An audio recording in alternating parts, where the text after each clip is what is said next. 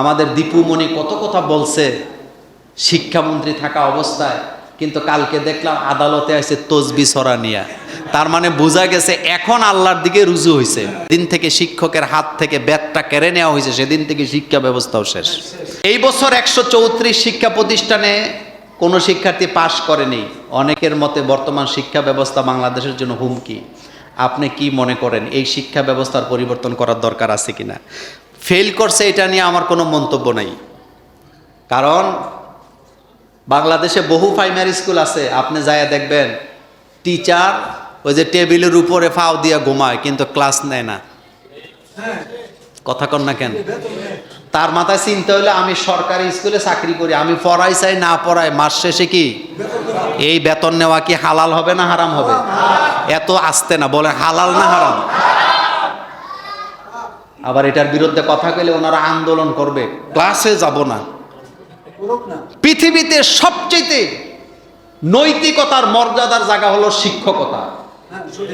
আপনি আপনার দায়িত্ব 100তে 100 পালন করবেন। মুহাম্মদ সাল্লাল্লাহু আলাইহি ওয়াসাল্লাম শিক্ষক ছিলেন। আল্লাহ রাসূল বলছেন ইন্নামা বুইসতু মুআল্লিমান, আমি পৃথিবীতে প্রেরিত হয়েছি শিক্ষক হিসাবে। আমাকে প্রেরণ করা হয়েছে কি হিসাবে? শিক্ষক। রাসূলুল্লাহ সাল্লাল্লাহু আলাইহি ওয়াসাল্লাম কি ছাত্র না শিক্ষক? মানবতার শিক্ষক, সমস্ত পৃথিবীর মানুষের শিক্ষক। কিন্তু দায়িত্ব এখন আর পালন নাই।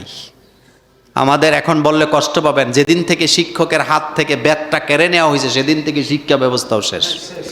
আরেকটা কথা বলি, শিক্ষা ব্যবস্থা এটা মানুষের প্রণয়ন করার কোনো অধিকার আল্লাহ দেয় নাই।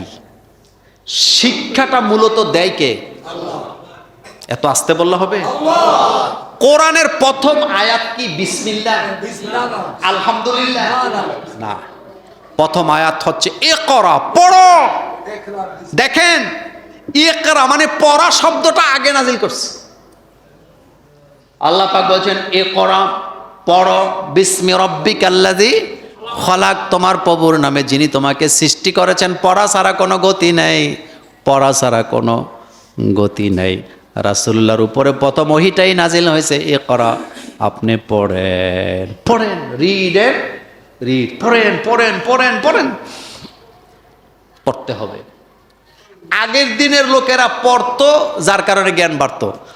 এখনকার পড়াটরা দরকার নেই, তুই যা বুঝোস খালি লিখে দিবি, এরকম আছে।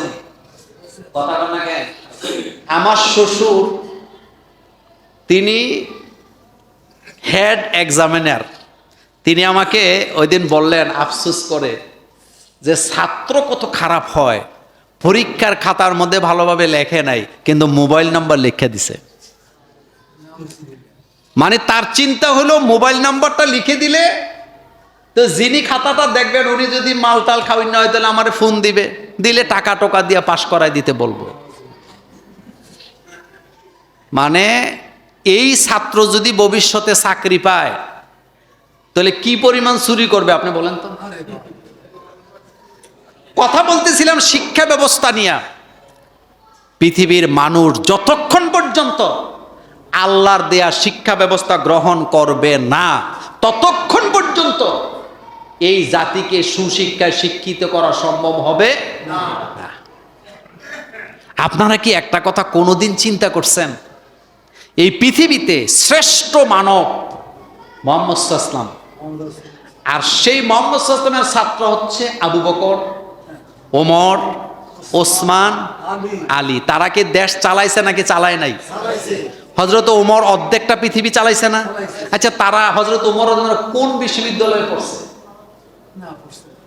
কথা বলেন, কোন বিশ্ববিদ্যালয়ে পড়ছেন? কোরআনের বিশ্ববিদ্যালয়। কথা বলেন না কেন? কিসের বিশ্ববিদ্যালয়? হযরত আলী, হযরত ওসমান, হযরত আবু বকর, হযরত ওমর রাদিয়াল্লাহু তাআলা আনহুম, তারা কোন পৃথিবীর বিশ্ববিদ্যালয়ে পড়েন নাই। তারা রাসূল সাল্লাল্লাহু আলাইহি ওয়াসাল্লামের উম্মুল কোরা, যেই কোরআনের ইউনিভার্সিটিতে তারা লেখাপড়া করেছেন, আল্লাহ তাদেরকে এত যোগ্যতা দিয়েছেন, তারা সারা পৃথিবীকে তারা শাসন করেছেন। কোরআনের জ্ঞান ছাড়া মানুষ কখনো মানুষ হয় না। আমাদের দীপুমণি কত কথা বলছে শিক্ষামন্ত্রী থাকা অবস্থায়, কিন্তু কালকে দেখলাম আদালতে আছে তসবি ছড়া নিয়া। তার মানে বোঝা গেছে এখন আল্লাহর দিকে রুজু হয়েছে। আমরা মোল্লারা চিল্লাইছি 90% মুসলমানের দেশে ডক্টর কুদরতে খোদার মতো একজন নাস্তিকের শিক্ষা ব্যবস্থা বাংলাদেশে চলতে পারে না, তার শিক্ষা ব্যবস্থা বাংলাদেশকে ধ্বংস করবে। তখন দীপু মনিরা আমাদেরকে সেকেলে বলেছে, মূর্খ বলে উড়াই দিয়েছেন। এখন তারা তসবিহ ছড়া হাতে নিয়ে আল্লাহর সাথে তারা গাদ্দারি করতেছে। এখন তসবিহ ছড়া হাতে লেছেন, এই জ্ঞান টাকা এটা হাতে লেছেন কেন? এখন বিপদে পড়ে এখন বুঝাইতেছেন আমি আল্লাহ হয়ে গেছি। বিশ্বাস করেন, আমি আমার কলিজায় যতটুকু শক্তি আছে আল্লাহর জাতের কসম করে বলি, শিক্ষা পৃথিবীর মানুষ মানুষকে দিতে পারে না। প্রত্যেক জ্ঞান আসছে কার কাছ থেকে? আল্লাহ বলছে অমা উতিতুম মিনাল ইলমি ইল্লা কলিলা, আমি মানুষকে সামান্যতম জ্ঞান দিছি। আর এই সামান্যতমটা আল্লাহর তুলনায় কি? বিমান বানাইছে মানুষেরা, মঙ্গল গ্রহে গেছে কারা? মানুষেরা। পাথফাইন্ডার থেকে শুরু করে যত ঊর্ধ্বগমন করা হয়েছে, মঙ্গল গ্রহে গেছে, চাঁদে গেছে, যত যন্ত্রপাতি আবিষ্কার করছে তারা আবিষ্কার করছে মানুষেরা। কিন্তু জ্ঞানটা দিছে কে? আল্লাহ।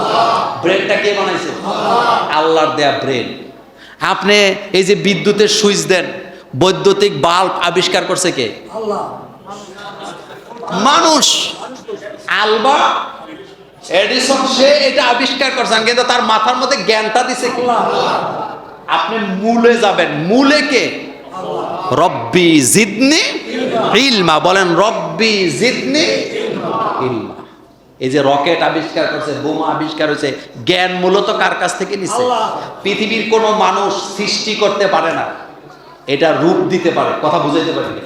পৃথিবীর কোনো মানুষ সৃষ্টি করতে, এই যে একটা স্ট্যান্ড, এটা খেয়াল করেন, স্ট্যান্ডটা লোহা দিয়া তৈরি হয়েছে। মানুষ স্ট্যান্ডটা তৈরি করছে লোহা দিয়া, কিন্তু লোহা বানাইছে কে? আল্লাহ। আপনি হসপিটালে গেলে আপনাকে অক্সিজেন দেওয়া হয়, তো অক্সিজেনের সিলিন্ডারটা আপনার মুখে লাগাইছে, কিন্তু অক্সিজেনটা বানাইছে কে? আল্লাহ। এই তো মূলে কে? আল্লাহ। বলেন মূলে কে? আল্লাহ।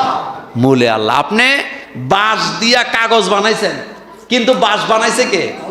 মূলে আল্লাহ। আপনি পাট দিয়া কি বলে সুতা বানাইছেন, তুলা দিয়া সুতা বানাইছেন, কিন্তু তুলা পাট এটা তৈরি করছে কে? মূলে কিন্তু আল্লাহ। আপনি স্বর্ণ দিয়া স্বর্ণের জিনিস বানাইছেন, কিন্তু আপনি স্বর্ণের জিনিস বানাইতে পারছেন, স্বর্ণ বানাতে পারেন না। সেম প্রত্যেকটা জিনিসের মূলে আল্লাহ পাক। এই ঘড়িটা মানুষ বানাইছে, কিন্তু ঘড়িতে যতগুলা জিনিসকে একসাথে করে অ্যাসেম্বল করা হয়েছে, ডিজাইন করা হয়েছে, টোটাল এগুলি জিনিসপত্রগুলো বানাইছে কে? আল্লাহ। গাড়িতে ইঞ্জিনের ভিতরে আপনি তেল দেন, পেট্রোল দেন, জ্বালানি দেন, ফুয়েল দেন, কিন্তু তেলটা গ্যাসটা এটা বানাইছে কে? আল্লাহ। এটা মূলে কে? আল্লাহ। বলেন মূলে কে? আল্লাহ।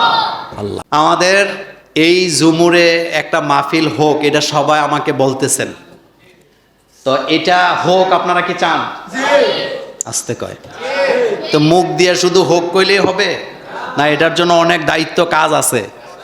কাজ থাকলে আপনারা, আমাদের ইদ্দিস ভাই অসুস্থ আপনারা জানেন, উনি হসপিটালে আছেন, ওনাকে বোধহয় সম্ভবত ঋণ পড়ানো হবে না, পড়ানো হয়েছে, পড়াইছে আলহামদুলিল্লাহ। রিলিজ হলে উনি আসবেন।